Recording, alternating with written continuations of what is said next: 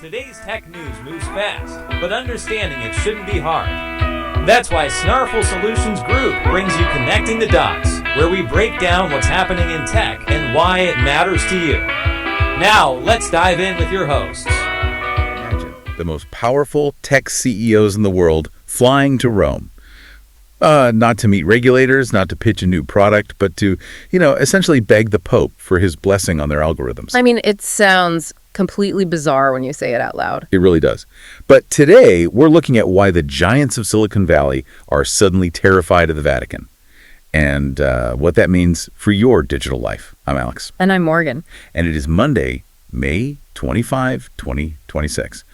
Welcome, and thank you for joining us on Connecting the Dots, broadcasting live from Snarful Solutions Group in Sacramento, California. Yeah, it is fantastic to be with you all this morning. We've got an incredibly dense lineup today, but first let's take a quick look at what's happening outside and, over in the markets. Right, let's get into it. So if you're waking up with us here in Sacramento, it is shaping up to be just a beautiful Memorial Day. We are looking at mostly sunny skies, a perfect 79 degrees Fahrenheit, and just a light breeze blowing 6 to 15 miles per hour. Definitely enjoy that sunshine if you can. But do keep an eye on the broader map if you're traveling today. There are currently 372 active U.S. weather alerts. Oh, wow. That's a lot. Yeah, and 106 of those are over land. So, definitely check weather.gov for the specifics if you're hitting the road. Good call.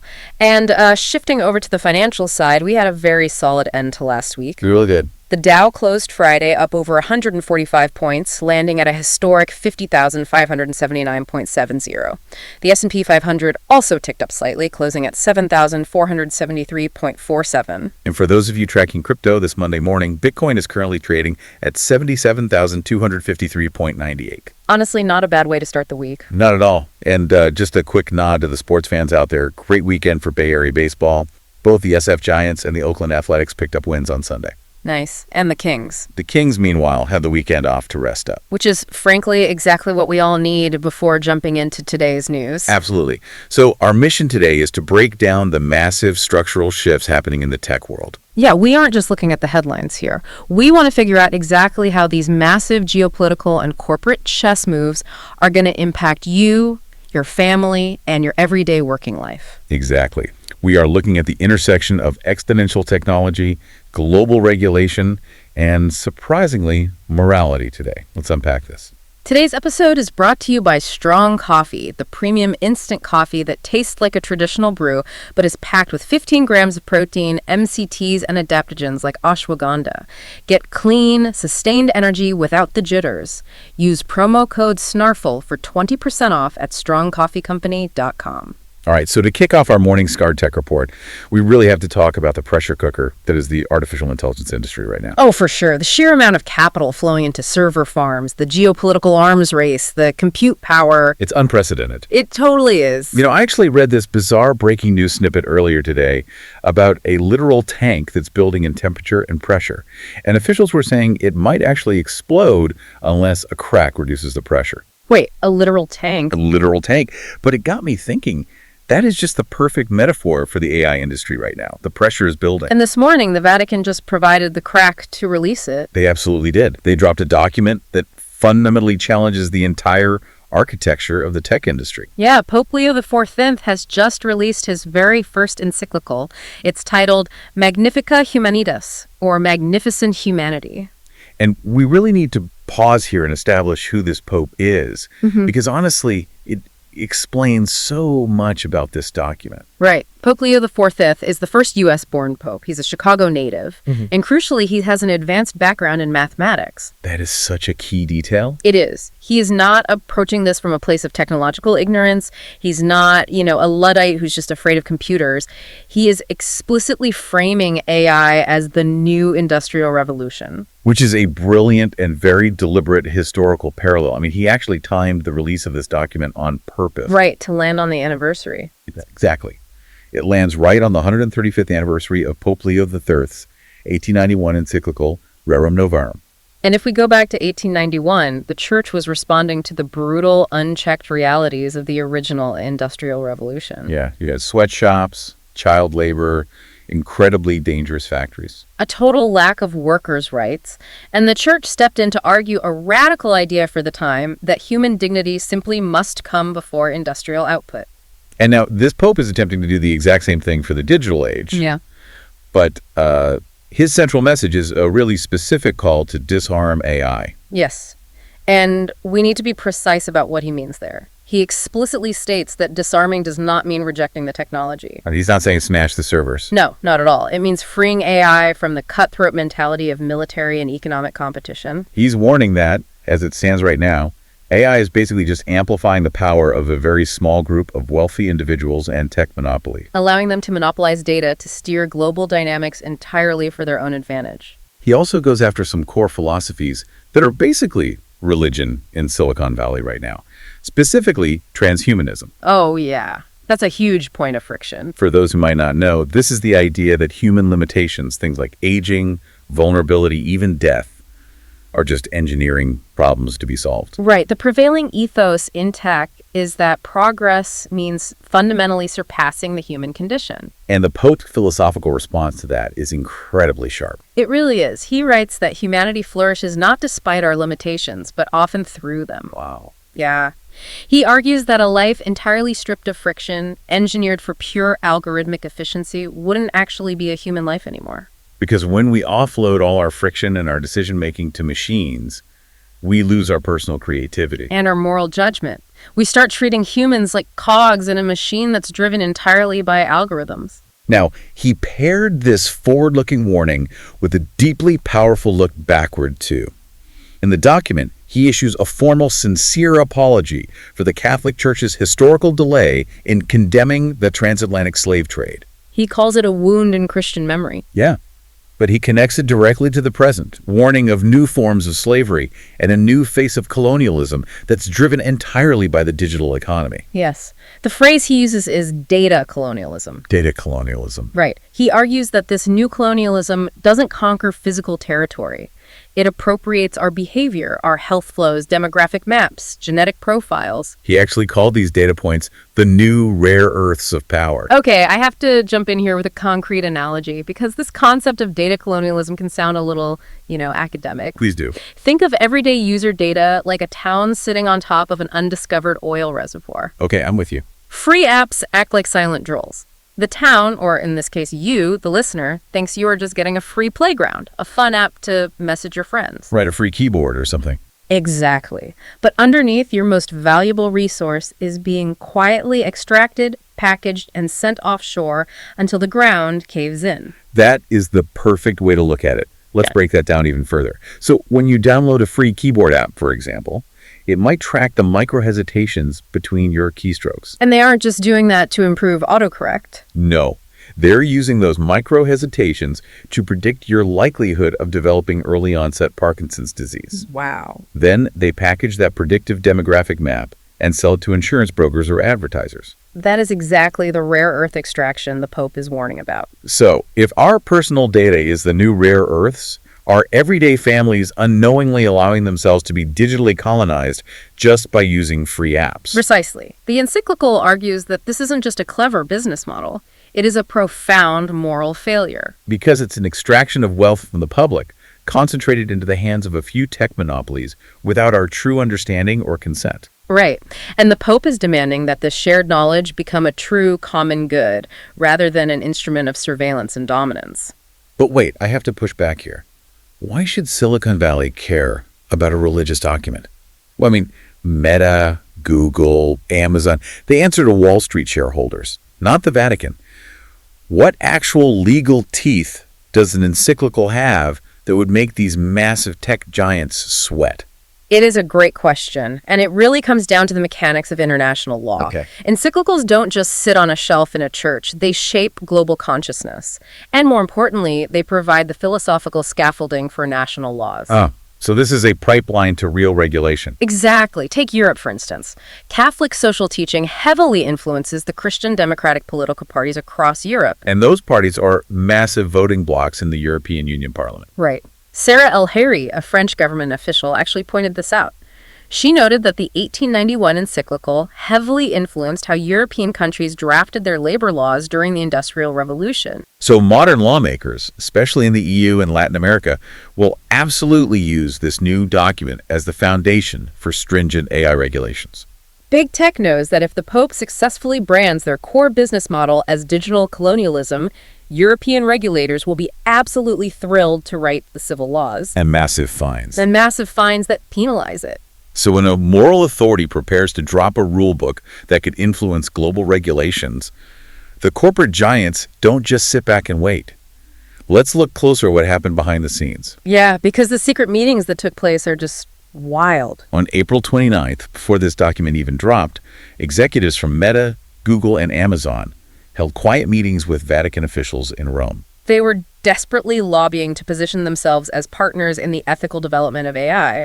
I can't even imagine the culture clash in those meetings. It must have been staggering. Oh, to be a fly on the wall, right. You have Silicon Valley executives whose entire legal and fiduciary mandate is to maximize user engagement and data extraction to drive shareholder profit. Sitting in Vatican offices trying to pitch responsible AI. It's oil and water. The executives want self-regulation. They want to draft voluntary ethical frameworks that they themselves design. Which usually have massive loopholes for their profit engines. Exactly. But the encyclical explicitly shoots that down. It states, and I quote, "A more moral AI is not enough if that morality is determined by a few." The Vatican is fundamentally telling them that the fox cannot be in charge of building the ethical henhouse. Right, because the Pope's stated priority isn't quarterly earnings.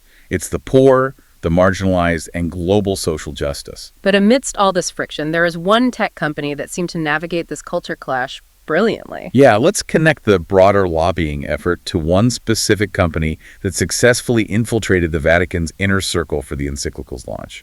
This is where the story takes just a fascinating turn. This brings us to Anthropic. The makers of the Claude AI. Exactly. While Meta and Google were having quiet background meetings weeks prior, Anthropic was literally on the stage on launch day. Wait, really? Yes.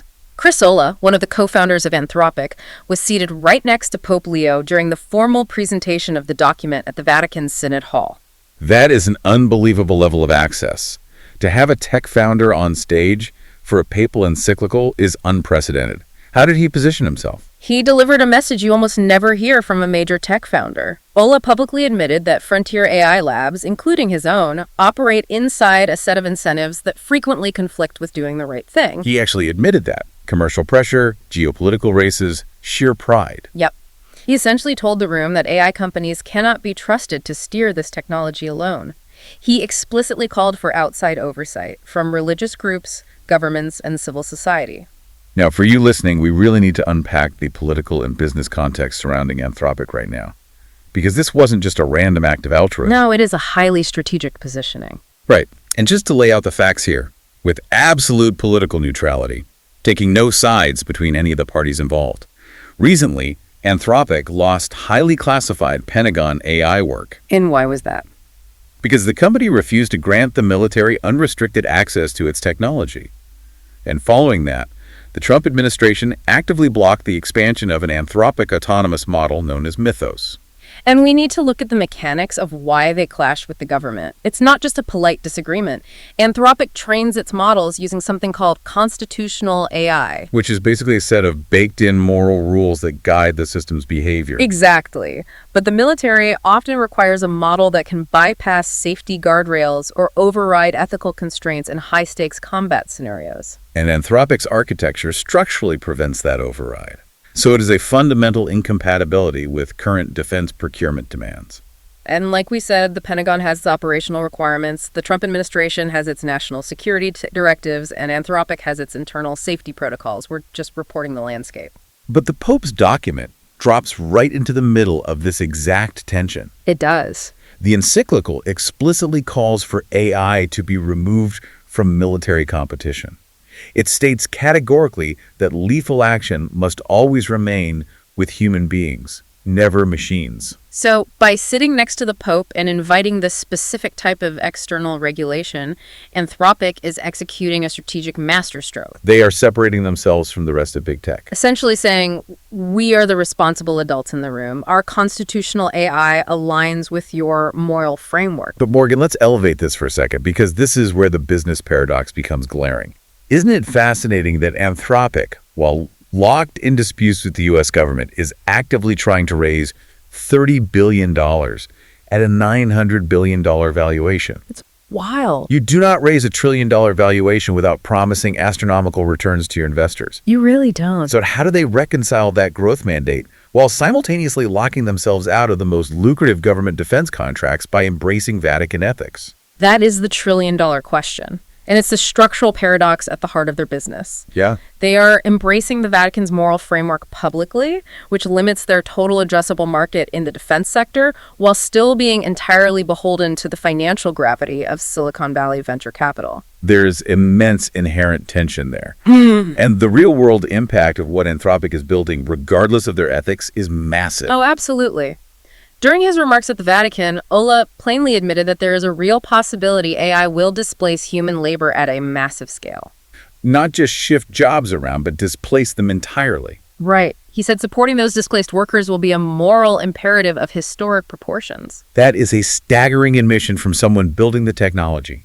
Usually, tech leaders rely on the comfortable talking point that AI will simply augment human workers and magically create new, better jobs. But Ola is admitting out loud that the technology they are actively deploying could hollow out the labor market significantly faster than our current society can adapt.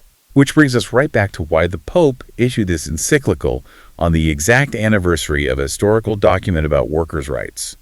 The Pope is sounding the alarm that we cannot simply force working families to adapt to the blistering speed of autonomous machines. The machines and the economic systems around them must be designed from the ground up to support the dignity of the human worker. If the underlying goal of a corporate AI system is to replace a human being simply because the machine is cheaper and more efficient, that is fundamentally at odds with the message that human labor has intrinsic dignity and value. It really exposes the massive fault lines developing beneath our modern economy. Before we wrap up, a quick thanks to Old Glory, an iconic music and sports fan merch store, perfect for the techie in your life. Use promo code SNARFL for 15% off at oldglory.com. So synthesizing everything we've looked at today, we followed a fascinating, really complex through line. We really have. We started with a historic papal decree demanding that human dignity, not algorithms or efficiency metrics, dictate our future. Then we saw the mechanics of how the biggest tech monopolies secretly lobbied the Vatican, terrified that this moral framework will inevitably bleed into strict European laws that threaten their data empires. And finally, we watched Anthropic pull off a brilliant, if deeply paradoxical maneuver to claim the moral high ground right next to the Pope, even as they chase a nearly $1 trillion valuation. The overarching theme binding all of this together is power. Who holds it, who is designing the rules, and whether the technology we interact with every single day is actually serving us, or if we are unwittingly serving it. Exactly. The Pope is urging all of us, not just lawmakers and CEOs, but everyday users, to wake up and demand transparency and fairness in the digital world. It's a huge wake-up call. It is. Which brings me to a final thought for you to carry into your day. In the Encyclical, the Pope uses a vivid biblical analogy that I just haven't been able to stop thinking about. Oh, the Tower of Babel one. Yeah. He compares the unchecked, prideful development of AI, the race for dominance at the expense of the marginalized, to the construction of the Tower of Babel. Right. It was a project of homogenization and elite dominance that ultimately scattered and fractured humanity. He contrasts that with the story of Nehemiah rebuilding the walls of Jerusalem, which was a project based on shared community, listening, and shared responsibility. That's a really powerful image. So as you log into your devices, as you use your apps, and, just go about your work today, ask yourself, are the digital systems you rely on contributing to a new Tower of Babel, ruled by opaque algorithms and tech monopolies extracting your data? Or are they tools helping you rebuild a digital Jerusalem, grounded in real human connection and dignity? We're here to help at Snarful, so reach out on our website if you have any more questions. That's a wrap on today's top stories. Remember, tech doesn't have to be complicated, and we're here to help connect the dots. If you've got questions or want to learn more, visit us at snarful.com. Thanks for listening, and we'll catch you next time.